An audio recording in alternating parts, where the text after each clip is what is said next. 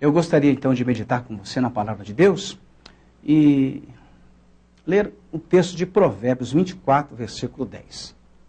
Se te mostras fraco no dia da angústia, a tua força é pequena. O que é que nós podemos então refletir e meditar nisso? Porque Jesus não nos convidou, e aqui nós encontramos muitas vezes um equívoco na maneira com que apresentamos o Evangelho. Jesus não disse que nós não teríamos provas, não teríamos lutas, não teríamos dificuldade. Não foi isso. Você não encontra no Evangelho esse aspecto de que o Evangelho ele é um Evangelho que não tem lutas, que não tem prova, que não tem dificuldade. Você não encontra também no Evangelho uma mensagem que está dizendo que você virá para o Evangelho, você vai ser triunfante em tudo e você nunca mais terá nenhuma adversidade. Não tem esta mensagem no Evangelho. Muito pelo contrário, o Evangelho apresenta a mensagem da cruz, a mensagem que vai nos levar ao tratamento, ao quebrantamento, à maturidade cristã, ao crescimento constante, progressivo diante de Deus, aquilo que nós vivemos, na verdade, no nosso dia a dia. O Evangelho ele tem um aspecto de nos mostrar a vitória que Deus tem para nós. A manifestação de Deus, a glória de Deus na nossa vida. É verdade. À medida que eu vou crescendo no Senhor, eu vou experimentando uma fé de crescimento, de maturidade, de constância, de perseverança. Eu começo a desfrutar, então, do poder do Evangelho na minha vida, não como uma solução mágica, que vai tudo mudar do dia para a noite, sem nenhum envolvimento da minha parte, só Deus tem que fazer a parte dele, e eu vou esperar aqui sentadinho, esperando Deus fazer até aquilo que eu tenho que fazer. Existem as coisas que são divinas, as coisas que só Deus pode fazer, as coisas que só Deus pode gerar, mas existem as coisas que o homem tem que fazer, as coisas que eu preciso realizar, aquilo que eu preciso tomar consciência e começar a praticar segundo a palavra de Deus, então vendo Deus transformar, Deus mudar, Deus me fazer um vencedor, à medida que eu entendo os princípios do reino de Deus. Quanto mais eu entendo isso, quanto mais eu entendo os princípios, quanto mais eu interajo com a palavra de Deus, ou seja, a palavra de Deus me dá uma direção, me dá uma ordem, um princípio para seguir, para realizar, e eu obedeço, e eu me encaixo, e eu me envolvo nisso, Deus vai então desatando sobre a minha vida, ou vai liberando sobre a minha vida, esta capacidade de conquistar, de tomar posse das coisas. Muitas vezes você, querido telespectador, que quem sabe está aí nos assistindo pela primeira vez, tem um conceito equivocado, até pela filosofia do nosso país, da cultura do nosso país, de muita crendice, de muito espiritual, ou de muito espiritualista, como você queira falar. Então, vem para um conceito de Deus de uma maneira, Deus agindo de uma maneira inconsequente. Deus vai distribuindo à vontade milagres e bênçãos. Eu quero dizer a você, querido, que, na verdade, a palavra de Deus é muito rica, é muito poderosa. E quando nós estamos olhando a palavra de Deus, nós precisamos primeiro aqui entender esse princípio que está nesse versículo. Se te mostras fraco no dia da angústia, a tua força é pequena. Como é que nós nos fortalecemos? Como é que nós devemos fazer para então vencer as dificuldades da nossa vida? Porque a proposta da Bíblia não é que nós não teremos lutas, mas que nós temos que aprender a vencer em nome de Jesus, na presença do Senhor. Então você diz, mas como é que eu devo fazer isso? Eu primeiro quero compartilhar com você exemplos de algumas pessoas que tiveram um momento de angústia. Pessoas heróis bíblicos, homens de Deus, pessoas que tiveram uma experiência com Deus profunda e também tiveram momentos de provas, de lutas, de dificuldades e que tiveram que aprender a se manter firme. Firme em quê? Firme na palavra, firme em Deus, firme nas suas promessas, firme também na caminhada, na perseverança.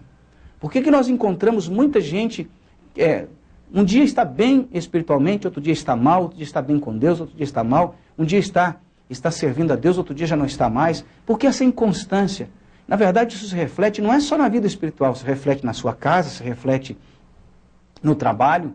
Existem pessoas que entram no emprego, saem do emprego, entram no emprego, saem do emprego, está bem em casa, está ruim em casa, está bem, depois está mal, bem relacionado, mal relacionado, briga com um, discute com o outro.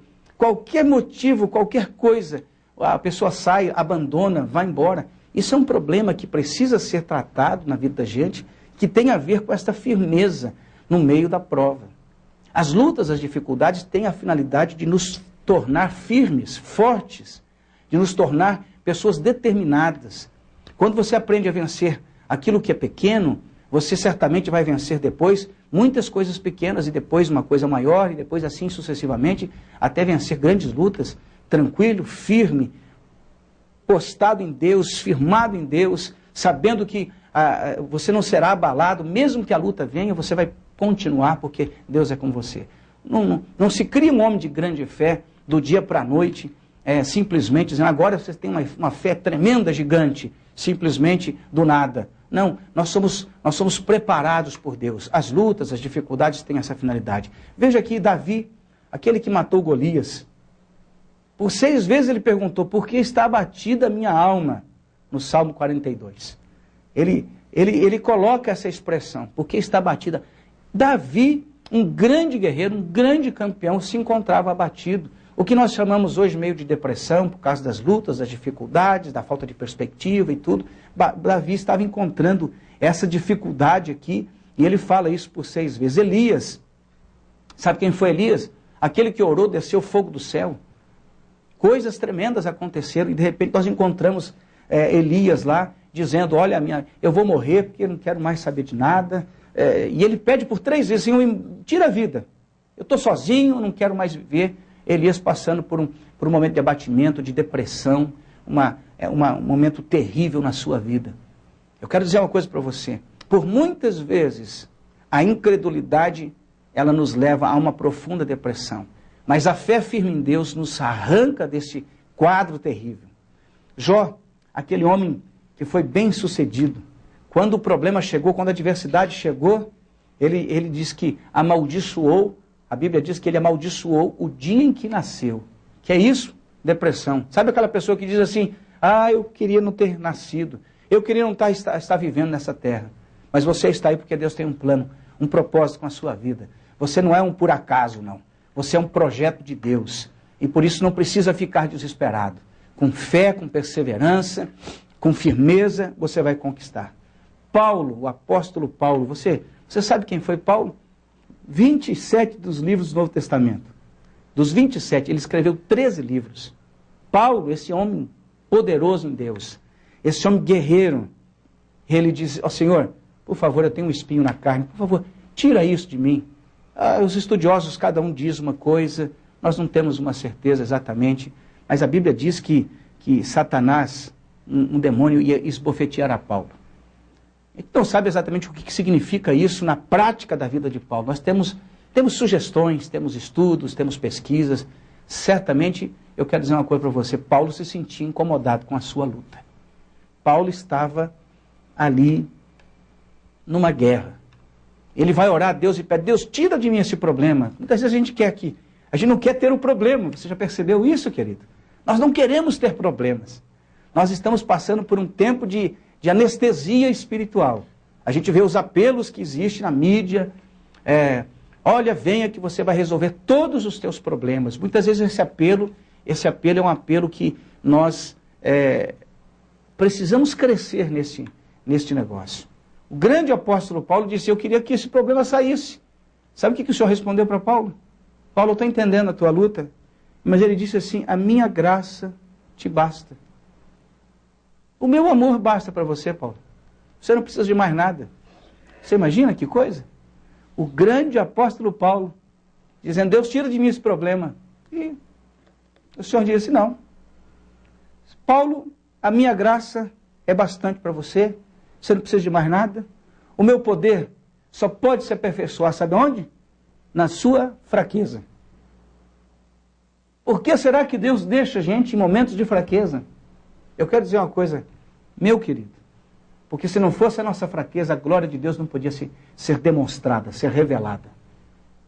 É na nossa debilidade, são nas nossas fragilidades que Deus segura o nosso orgulho, nossa presunção, nossa arrogância. Porque se em tudo nós já vencêssemos, sabe o que iria acontecer conosco? Nós estaríamos equivocados na nossa caminhada com Cristo. Um dos grandes problemas na vida cristã É o orgulho do ser humano. Quando nós nos achamos que somos melhor do que todos, Deus tem que providenciar algum tipo de situação para baixar um pouquinho o nosso ego. Para deixar a gente com a bola meio murcha de vez em quando. Porque senão é perigoso nós ficarmos exaltados demais. E o orgulho é um problema da humanidade. Mas eu quero deixar aqui o último exemplo, o último personagem que me chama a atenção. Jesus, no dia da sua angústia, ele pediu: Pai, se for possível, afasta de mim esse cálice. Mas ele disse: seja feita a tua e não a minha vontade. Jesus tinha consciência de que a luta era grande, a dor que ele passava era grande, mas ele estava disposto a fazer a vontade de Deus. A vontade de Deus em nossa vida sempre nos levará a uma grande vitória. Mesmo que a vontade de Deus nos indique um caminho difícil, nos indique um caminho de luta, nos indique um caminho de abnegação, nos indique um caminho de cruz. Mas a vontade do Pai em nossa vida sempre nos levará a uma grande vitória. O segredo não é como nós passamos, as crises que nós passamos, as lutas que nós passamos, porque todos nós vamos passar por elas. Mas o segredo está na nossa reação. Como é que nós vamos reagir no momento da angústia? Seremos firmes em Deus ou vamos voltar atrás? O que você tem feito? O que nós temos feito? No momento da luta, no momento da prova, no momento da angústia, nós temos jogado tudo para o ar, temos chutado o balde, temos desprezado os princípios da palavra de Deus, temos murmurado, criticado, até muitas pessoas falam coisas que não deveriam falar. Será que é assim que nós temos agido?